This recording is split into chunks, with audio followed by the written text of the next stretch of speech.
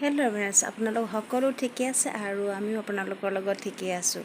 আজি পুৱা মৰ্ণিং আজি কামাখ্যা ধামলৈ এনেদৰে আমি আজি সকলো গমন কৰিলোঁ, কাৰণ অম্বুবাচী মেলা চলি আছে। সেইবাবেহে আমি সকলো বান্ধৱীৰ লগত আমি মিলি একেলগে গ'লোঁ আৰু বহুত ভাল লাগিলে। আৰু আপোনালোকে এই অম্বুবাচী মেলাতে আপোনালোকেও এবাৰ গৈ চাবচোন, বহুত ভাল লাগে। গতিকে পবিত্ৰ অম্বুবাচী মেলা, সেয়েহে আজি 5:30 ঘৰৰ পৰা ওলালোঁ আৰু এনেদৰে গৈ আমি সকলো লগতে চাহ তামোল বাটে বাটে য'ত যি পাৰোঁ এফালৰ পৰা খাই গৈ আছোঁ আৰু এনেকৈ বহুত ভাল লাগিলে।